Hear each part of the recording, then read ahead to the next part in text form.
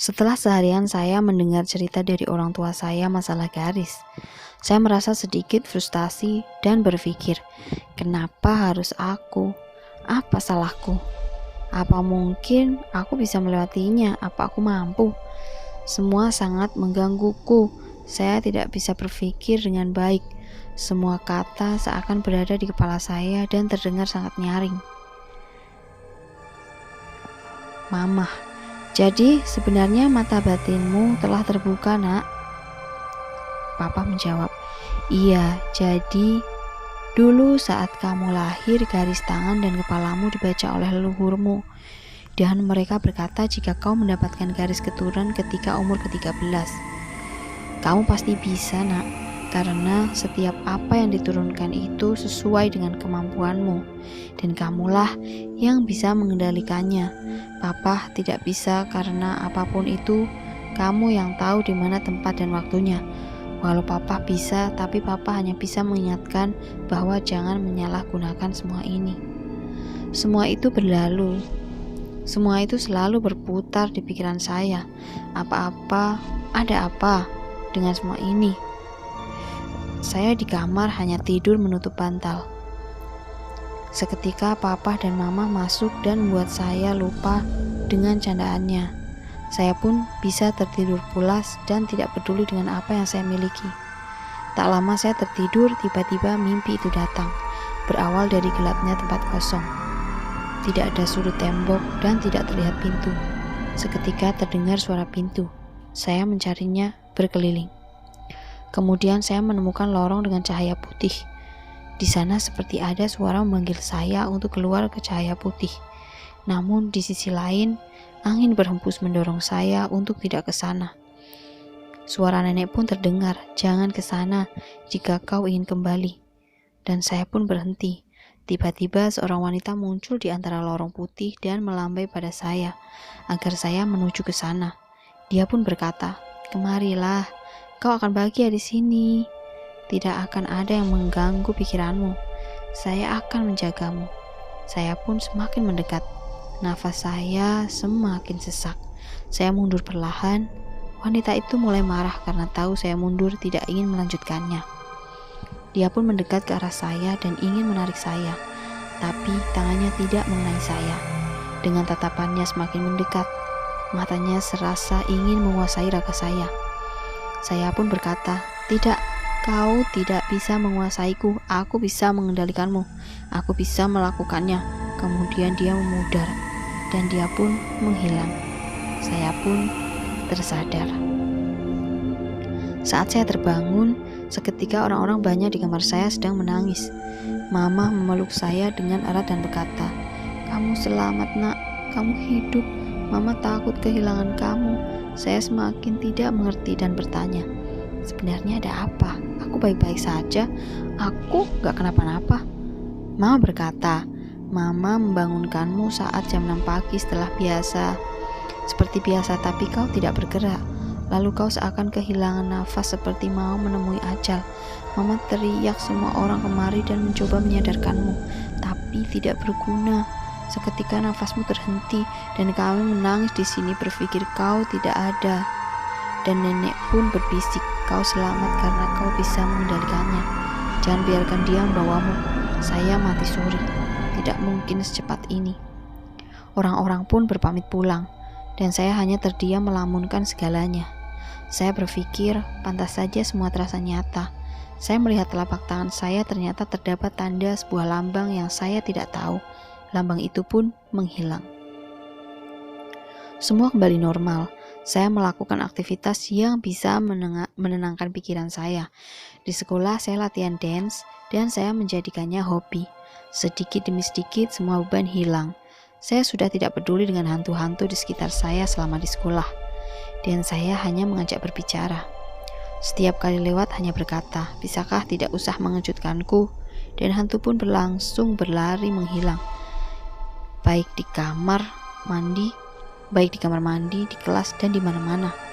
Saya semakin merasa hantu itu terasa lucu karena saya bisa berkomunikasi, dan teman saya hanya merasa aneh kepada saya, hingga saya dimusuhi satu angkatan. Tapi saya tidak peduli. Yang penting saya punya kelebihan yang mereka tidak punya, yang suatu saat mereka membutuhkan saya. Teman saya tiba-tiba ada yang kesurupan, dan saya hanya mendekat dan berbisik di telinganya dan berkata, "Pergilah." Lalu pergi dan semua teman saya semakin menjauhi saya kecuali yang saya obati.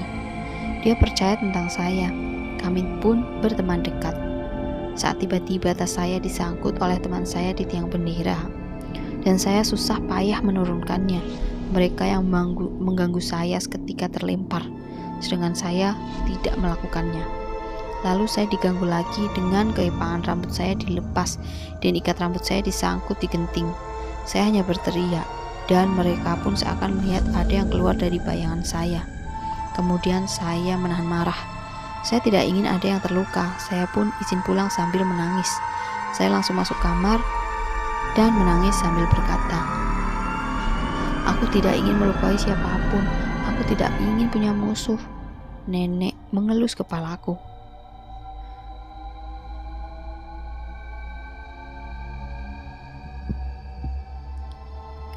Hari saya mulai berusaha bertahan dari mulai diejek, dihina, dikerjai, dan lainnya. Saya tidak punya teman, sampai teman-teman saya yang satu-satunya pun direbut oleh mereka. Saya akui memang bagi mereka saya aneh, tapi jika mereka berada di posisi saya, pasti akan merasa sedih diperlakukan seperti ini. Kakak OSIS mulai membicarakan saya, terutama saat pemilihan OSIS. Entah apa maksudnya, saya ditunjuk oleh ketua OSIS. Lalu satu kelas meneriaki saya hingga saya menangis. Lalu saya pergi ke kamar mandi dan nenek datang berbicara, "Kau ingin aku melakukan sesuatu?" Saya menjawab, "Tidak perlu. Aku bisa menghadapinya. Jika bukan sekarang, kapan lagi?" Nenek pun pergi. Saya keluar dari kamar mandi dan kakak OSIS wanita menunggu saya di depan kamar mandi dan berbicara, "Kau pasti berpikir kami aneh karena milihmu. Kau harus tahu, kau itu punya kelebihan yang orang lain tidak punya, dan itu yang kita butuhkan. Jika ada malam pelantikan atau apapun, kau sangat berguna untuk menjaga semua orang." Sepintas saya berpikir baru kali ini ada yang mengakui kelebihan saya dan saya menjawab iya. Dan saya mengikuti pelatihan. Selama pelatihan, mereka merasa aneh, tapi setelah lewat 1 minggu, mereka merasa tidak aneh, tapi malah penasaran. Saya merasa senang ikut OSIS. Walau saya dimusuhi di kelas, tapi saya masih punya kehidupan di ruang OSIS. Saya bisa tertawa dan ikut bercanda dengan mereka. Sampai suatu ketika, hari MOS, saya bertugas menjadi sekretaris OSIS. Dan iya, saya kebagian di kelas saya dulu. Saya tidak ingin keterlaluan mengerjai adik kelas. Justru setiap adik kelas dijahatin saya jadi yang terbaik. Sampai ketika saya punya sahabat sekelas di kelas 2, yaitu Desi, Putri, dan Gita. Saya menjadi kakak kelas yang paling dikenal karena kami punya kelebihan yang orang lain tidak menghargai kami. Kelebihan Desi adalah berani tantangan, kelebihan Putri adalah mata-mata, dan kelebihan Gita adalah mencari informasi yang akurat. Sampai kami pun membuat kelompok yang suka melacak apapun yang ada di sekolah. Saat kami kebagian kelas yang sama untuk MOS, tiba-tiba ada adik kelas yang kesurupan. Entah itu suatu kebetulan atau tidak. Saya pun mendekati adik kelas yang bernama Tania, dan dia menunjuk kami berempat untuk jangan maju karena dia tidak suka dengan kita. Saya berusaha bertanya, "Apa kau tidak suka dari kami? Apa yang kau tidak suka?" Dia menjawab, "Terutama kau, karena kau yang sudah menjadi ratu kami. Kami merasa dikendalikan, kami ketakutan. Kaulah penghalang kami mencari apa yang sudah menjadi kerajaan kami." Saya bertanya lagi, "Kerjaan? Apa yang kalian maksud?" Dia menjawab, Tumbal. Kami butuh tumbal untuk teman kami." Dan teman-teman saya mendekatinya dari belakangnya. Mereka memegangnya erat hingga saya bisa mendekat. Tania tiba-tiba teriak dan kami pun terpental, hingga saya berusaha menahannya dengan susah payah. Selama Tania belum berlari keluar, tiba-tiba kami tidak ada yang kuat karena marahnya hantu itu sangat kuat. Tania pun berlari dan saya mengejar berpencar mencarinya. Tapi saya berkeliling jika dia tidak bisa keluar dari sekolah ini. Dan apa yang kami lihat, Tania ada di loteng dan duduk sambil bernyanyi tertawa dengan tampilan yang berbeda. seakan dia sudah dikuasai penuh. Saya menyuruh semua jangan panik dan jangan mengikuti saya. Biar saya sendiri yang berusaha. Saat saya naik ke atas menuju loteng dan berbicara, dia pun turun mengerangkak. Saya bertanya, apa yang kau inginkan? Jangan ganggu anak ini, jangan kuasai anak ini. Dia tidak tahu apa-apa, masalahmu denganku. Dia tertawa dan mendekat. Aku ingin kuasai anak ini untuk melukaimu. Kau tidak bisa tanpa nenekmu itu. Kau bukan apa-apa. Saya menjawab, iya, aku bukan apa-apa. Lalu kenapa kau membenciku melalui anak ini? Dia berhenti dan berbicara, aku akan pergi jika kau tidak mengatur kami. Saya menjawab, aku tidak pernah mengatur kalian. Aku membebaskan kalian berkeliaran selama tidak mengganggu manusia di sini. Dan dia pergi. Tania pingsan dan kembali seperti semula. Saya memanggil semua orang untuk membantu Tania. Dan hasil komunikasi itu membuat panggung saya merah seperti cakaran. Tapi saya tidak berkelahi. Saya pun istirahat dan ditinggal sendiri di UKS. Saya tertidur dan bermimpi berjalan di suatu makam, hingga akhirnya ada seorang kakek di hadapan saya. Kakek itu berkata, "Nak, kau kemari berarti kau yang terpilih. Aku punya 2 hadiah untukmu, dan kau harus memilih salah satu." Dan saya terkejut saat dia membuka kedua tangannya. Di tangan kiri ada pusaka berwarna hijau dan di tangan kanan ada pusaka warna biru. Saya pun menjawab, "Tidak, Kek. Untuk apa semua ini? Aku tidak ingin apapun." Dan dia memaksa jika saya harus mengambil salah satu. Dia berteriak, membentak saya hingga semua makam terguncang. Karena saya tidak ingin bermasalah, saya pun memilih tanpa disengaja. Saya mengambil satu tanpa melihat sambil menutup kuping, dan kakek pun menghilang. Akhirnya saya terbangun terengap-engap dan tangan saya menggenggam erat seakan ada yang saya pegang. Saya pun membuka tangan kanan saya dan ternyata saya benar-benar membawa batu pusaka itu yang berwarna hijau.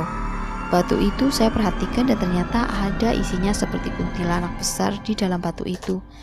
Dan saya pun izin pulang karena sekolah saya masuk siang. Sore hari saya pulang dan mencari papa saya. "Papa, aku ingin menunjukkan sesuatu." Mama bertanya, "Kau kenapa sih baru pulang sudah mencari papa?" Papa pun turun dan bertanya ada apa. Saya menunjukkan batu pusaka itu yang saya tidak mengerti maksudnya. Dan saya jelaskan hari ini apa saja yang terjadi. Papa memegangnya dan melihatnya. Dan dia mengatakan, "Kenapa kau mengambil yang hijau? Ini sangat berbahaya. Kau tahu jika kau tidak bisa menggunakannya, benda ini akan melukaimu. Memang ini sangat menguntungkan. Apapun yang kau inginkan pasti akan terjadi." Papa pun mengambilnya dan saya rasa memang benda itu sangat tidak berguna untuk saya. Dan saya tidak merasa memerlukannya. Saya pun tertidur. Keesokan hari saya sakit badan saya panas. Dan saya pun tidak bisa apa-apa, badan lemas. Saya tidak ke sekolah dan saya tertidur kembali. Mama khawatir dan saya tidak ingin kemana-mana. Tiba-tiba di sekitar saya banyak sekali hantu hingga saya tidak peduli. Mereka hanya ingin menjaga saya dan saya tertidur pulas. Simak cerita selanjutnya di part berikutnya.